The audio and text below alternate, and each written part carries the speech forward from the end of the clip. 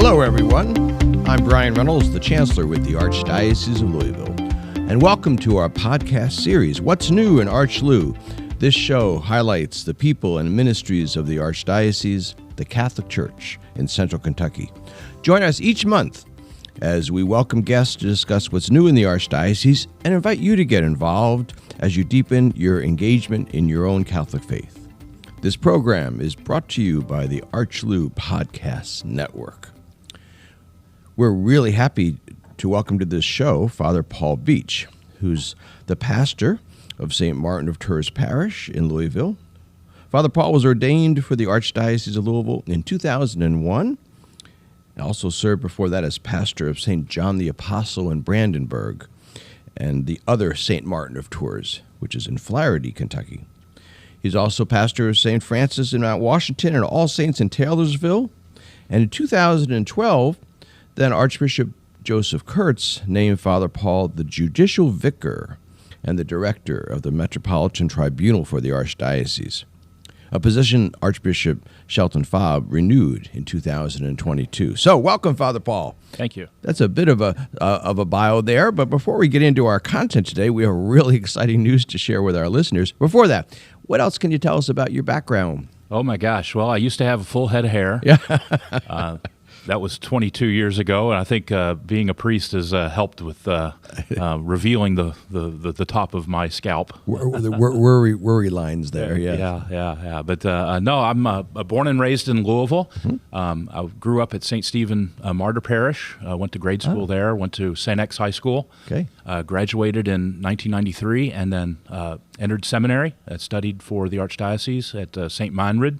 In the college, and then St. Mary's in Baltimore, Maryland, and as you said, was ordained in 2001 and have served in many different wonderful assignments and had a good time all the way, so and still am. Very good. Yeah, several counties you served. I have, yeah. I have I feel like I've had a real variety of experience, both in the location, being in the city, out of the city, here and there. Great. Was sent back to study canon law by Archbishop Kurtz, and as you mentioned, serve as the judicial vicar and in charge of the tribunal, and so I have a foot in lots of different places, I think. In fact, your title there, judicial vicar, I want to ask you about that. Yeah. That's not a title everybody's used to hearing in the church. What is a judicial vicar? Well, a judicial vicar is one who assists the archbishop with his judicial role in the church. And it's something that maybe not a lot of Catholics understand or realize or have heard, is that the church has its own system of law that helps us and governs the exercise of ministry, of the gospel and preaching the gospel, and directs a lot of the efforts and ministries of the church. And so the judicial vicar is one who helps the archbishop in his role of leadership in the archdiocese, and particularly with the tribunal. A lot of people will think, when they hear tribunal, they'll think of marriage annulments, and that is a part of what our ministry is to assist people through that process. But just in general is to assist the archbishop in his role as in leading the church here in our archdiocese. I know the tribunal is a pretty sacred work. People highly value that, and you help a lot of people with the need of healing and connection. So thank you for that work every day. Judicial reminds me of judge. So yes. Who call, here comes the judge. Huh? Yes, and that is part of the role and of being a judge in that tribunal, and but it's interesting work. It's good work, and it's pastoral work. It's an opportunity for healing, and so we're very proud to be a part of that and to assist with that. Now, our special topic today, and kind of our big news, is a new development for St. Martin of Tours Parish here in Louisville. Last month, back in May, St. Martin of Tours was named a shrine. In fact, our first shrine in the Archdiocese of Louisville. So, what is a shrine? We're going to take that apart in pieces as we go through this. What is a shrine in general, and what does this designation? Why does this designation even exist in the church? That's a great question. Most people are familiar with parishes, and St. Martin's in Louisville. Well, has been a parish for a long time. It was founded in 1853 as a parish serving the German-speaking population, the large number of German immigrants who were coming to Louisville at that time. And so for a long time, St. Martin's was a parish. And as you referenced just last month, the Archbishop named St. Martin's a shrine. So what is a shrine? I have all sorts of people at St. Martin's asking the same question. Very good. A shrine is a place of special, that's dedicated in a special way to prayer, to the liturgy, to fostering devotion to a particular saint. It's a place where, unlike a parish, which is kind of a place for people in a particular neighborhood, a shrine is something that serves the entire archdiocese. In our instance, it's a diocesan shrine.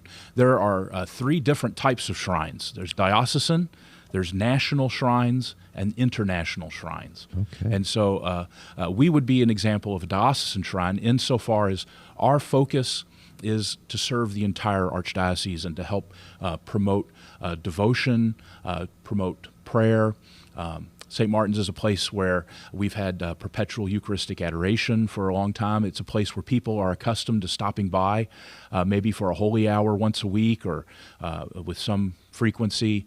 And it's a place where there's social outreach to those poor and less fortunate in our community. We're also the home of 2 significant relics. And so the shrine designation is a recognition of, I think, what St. Martin's has become over the course of really decades now. So maybe a little bit of the background story of history. Yeah. St. Martin's, as I said, was founded, this is our 170th year, in 1853, one of the oldest churches in the city. And for a long period of time served the people who lived in the neighborhood, who happened to be mostly German immigrants, German speakers. And the Mass, the preaching was in German, confessions were heard in German, everything was in German, up until World War II. And then at the end of World War II, with the baby boom and all that went on in society, a lot of people started moving out to the suburbs. Right. And so what happened was that St. Martin's started to dwindle because there were fewer and fewer people living in the neighborhood, fewer and fewer Catholics in the neighborhood. And so by the time of the 1970s, there was a new priest who was assigned as the pastor, Father Vernon Robertson. And when Father Robertson was assigned, there was hardly a dozen people that were left attending Sunday Mass. And so Father Robertson was told that, well, this parish is likely going to close, and that you need to make preparations for that, to happen. And Father Robertson was an individual who thought in many ways outside the box, and said, well, let's try something. Let's see if we can't attract people, to St. Martin's. And so some of the things that he did was to restore the pipe organ. Recruit a choir. They were singing, classical music, things that you didn't hear at other churches, types of music that you didn't hear at Mass at other churches. He started a Montessori school. He even opened a restaurant in the rectory. Afro-German. The Afro-German Tea Room. Yeah, The name alone would attract you to try it, I think. But he was a really creative sort of person who, through his efforts, started to attract people. Kind of a renaissance. Exactly, and that's what it's been referred to as a renaissance of that church. And he began to draw people from well beyond the neighborhood. In fact, I asked my secretary a couple months ago when Archbishop Fobb we were first talking about this idea, and I asked my secretary to print out just a report of all of the addresses of our members, and there was only one registration that was within the old parish boundaries of St. Martin's. And it was me. Okay. They really do come from all over. They do. And we had an individual, God rest his soul, who lived in Evansville, Indiana. Oh, my goodness. His name was Gene. Gene came pretty much every Sunday for Mass. and he drove from Evansville, Indiana, to do so. You know, that's where you exist right now in the middle of a growth of hospitals and healthcare. So it's a kind of a sacred space in the midst of that part of the city, isn't it? It is. It's an important presence, I think, for the church in the east side of downtown, and the fact that the church is open 24 hours a day, 7 days a week, has been for over a quarter of a century now. It means that people come at all hours of the day and night. The hospitals are just down the street. The trauma center at U of L is just down the street. The spire is lit up at night, and people see it and they come, and they find a place of peace and prayer and contemplation, which all of these things are really an apt description of what a shrine is. So a place of visitation and prayer and sacredness in the midst of. Very good. Now, what's going to happen to the people? They were parishioners. Now there's no parish. What happens? They want to call themselves Shriners now. I think they want to wear the hat. I think that's taken already. Yeah, they want to wear that hat. But I told them, I said, you could wear whatever hat you want. But no, they're I'm using the word members. Okay. But you're right that a parish and a shrine, because of the distinction, a shrine doesn't necessarily function in the same way as a parish. Okay. Unless the Archbishop decides that he wants to for that to happen, and Archbishop Shelton has indicated that, and so he's given myself and my associate, now a rector and vice rector, if you like titles. Those are very neat titles, I guess, to have. But we have all of the faculties that we had before. We'll have baptisms and weddings and the occasional funeral, and all of those things that happened before. One of the things I'm really focusing on in telling people is that, look, this is a designation that's a recognition of what we have been. Yeah. We have functioned more like a shrine for 40 years. And so this isn't this doesn't mean that we're going to be changing anything of our day-to-day, operations and functioning and all that goes on. It's a recognition of the reality that's been for 40 years now. And that makes it kind of an honor. That's I think so. Yeah. I think the people who are at St. Martin's really see it in that way. It's a recognition of the uniqueness and the specialness of the place.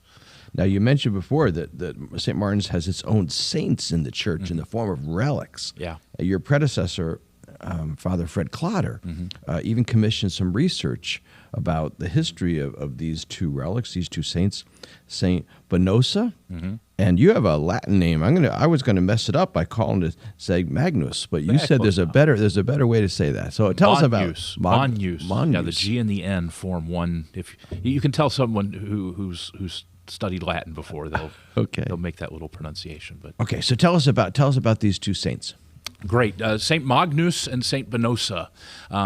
Back in 1901, the pastor of St. Martin's at that time, Monsignor Zabler, wanted something to distinguish his church from everyone else. They were very competitive. Of course, we still are, from one parish to another, school sports teams and that.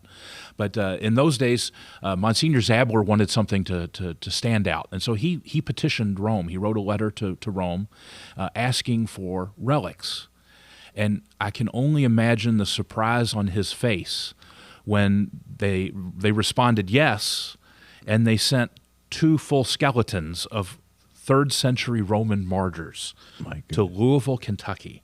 On New Year's Eve of 1901, they arrived at the train station in Louisville and were carried in procession down Broadway and put into the side altars of St. Martin's Church, where they've resided ever since.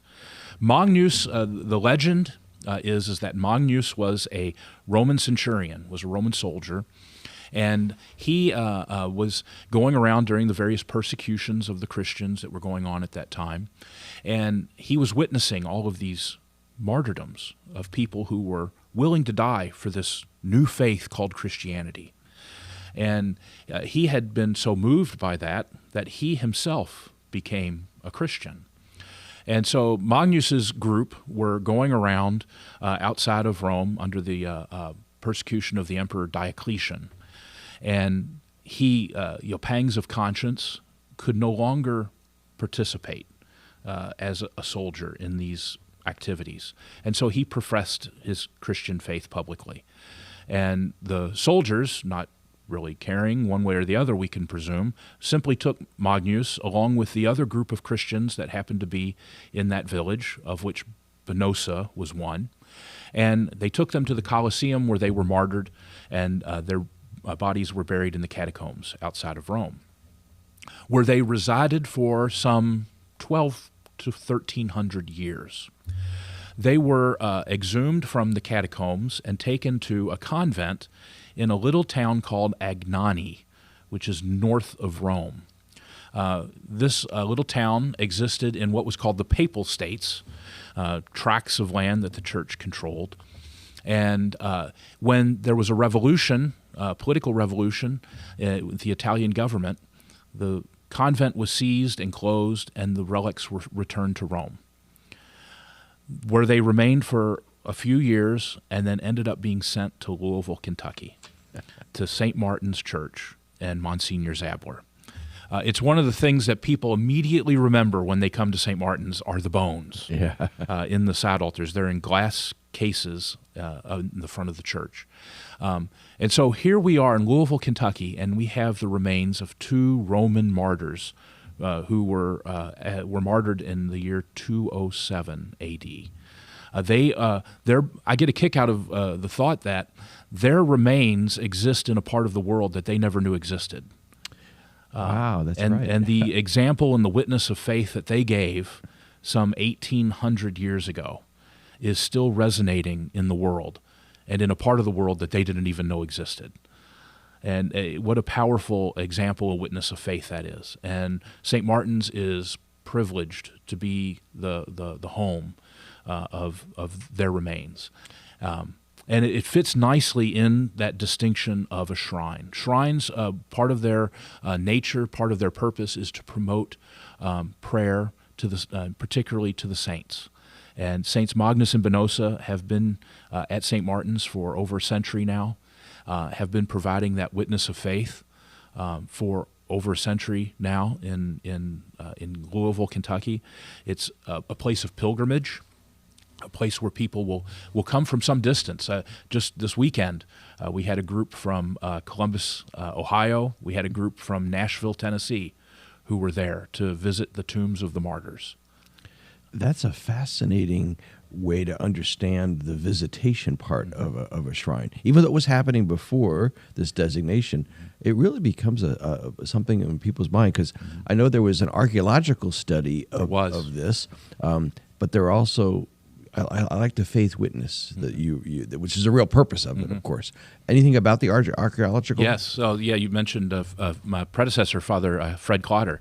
The side altars needed to have some repairs done to them, and so Father Clotter had a contact with an individual at the University of Louisville who is a paleontologist who studies bones, and so Father Clotter recruited him, and he was anxious to do so. Dr. Phil de Blasi and his students spent a summer, kind of like a little summer project of removing the relics, the bones of the saints, and cataloging them and studying them and seeing what could be learned just from the visual inspection. And interestingly, you can learn quite a bit. Which I, of course, had never known. But you can tell whether someone was right-handed or left-handed. Really? You can tell, all sorts of, you can tell the age of an individual. Of course, you can tell whether they're male or female. You can tell all of these different things about those individuals. We know exactly how tall each of them was. We know roughly how old they were. St. Venosa was in her early 20s, 21, 22 years old. She was a Caucasian female. St. Magnus was in his early 40s. Both were right-handed. St. Venosa spent much of her life on her knees, stooping. We don't know why, but the wear on her bones indicated that she spent a life perhaps in manual labor. Yeah. Just you can tell from the markings and the wear and that on the remains themselves. We one of the amazing things, we took the skull of Saint Benosa, was taken to a Jewish hospital, and an image scan was done with an MRI. So we actually have a digitized scan of her remains, from which, and this would be a wonderful project to do someday if we could ever do it. They have artists, forensic artists, who work oftentimes with police departments and that, and who are able to do facial reconstructions of human remains. We would be able potentially to do that, and with reasonable, we would be able to come up with what would be a reasonably accurate depiction of what she actually looked like, her face. That's fascinating. Which would be an awesome thing to do, but someday perhaps. But we were able. Science could tell us that they weren't who they were. Science could tell us that there's no chance that what is the legend is true. The Dr. de Blasi could have come back and said, look, they're not that old. They're not of the same individual. That was an interesting thing. All of the bones that we had could be determined that they were from one unique individual, not a collection of different remains from different individuals. So all of the things that he was able to determine were absolutely consistent with what is the legend. What is the story of who they were and all of that. So while science can't confirm, beyond a reasonable doubt, the story, science could easily prove it wrong. And that what was interesting was all of the findings. Even the mineral deposits on the bones themselves were indicative of those 1,200 or so years that they had spent in a catacomb-like environment. All of the minerals that you would expect to find in the catacombs outside of Rome were all present on the bones themselves to indicate that they had been in that location or location. I'm learning so much. I've been to St. Martin's dozens of times and seen the relics, but I learned more in this 15 minutes. Yeah. That's amazing. That's a really, lot. It's really, you think in Louisville, Kentucky, we have 3rd century Roman martyrs. But what a great understanding that science gives us proof and faith is built from our experience of their martyrdom. What a wonderful combination of the two together. Yeah. That's great. And that they are providing a witness. It's not uncommon at all for people to tell me, they have a relative who's going through a health issue, or they are going through some difficulty or tragedy themselves, that people will come and seek the intercession of St. Magnus and St. Benosa. They'll come to pray at their tomb and to seek their intercession and ask for their prayers. And, what a treasure! If we truly believe, like we do, that they are saints and they are present at the throne of God to intercede for us, what a powerful thing to have in Louisville, Kentucky. Yeah. And just that witness, to be able to go to a church, light a candle, say your prayers, and look at the remains of these individuals who were able to overcome, so much because of their faith. I guess you don't need these saints to become a shrine. No. But boy, does this make this particularly special for us. I think so. And the shrine designation gives us the opportunity to raise awareness of that. How many people who are listening to the podcast right now have even heard that there are Roman martyrs in the city of Louisville? So it gives us the opportunity to extend that. And as I was mentioning before, the role of a shrine is, unlike a parish, which is meant to serve a particular neighborhood, a shrine, really, and a diocesan shrine is meant to serve the entire archdiocese, and that's what's exciting. One of the things that's exciting about this development for us. So what happens to you? So Father Pastor becomes Father Rector. Yes. So what happens to you now, Father Paul? I don't know. It's up to the Archbishop as always. But it's a distinction that the Archbishop has, in his generosity, has given me all the faculties that I had as before as a pastor, and to my associate. So to our what were former parishioners, now members of the shrine, need not worry that anything will change as far as their relationship to the church and to myself and my associate. So if a family or some friends wanted to come visit our new shrine, do they need to make an appointment or call somebody, or Nope. How does this work? Nope. The church is open 24 hours a day, 7 days a week. We like to say that our doors are never closed, and that's the truth, and has been for 27 years. And continuing. So the church is open and available to anyone. It's a place of peace. It's a place of quiet, a place of prayer.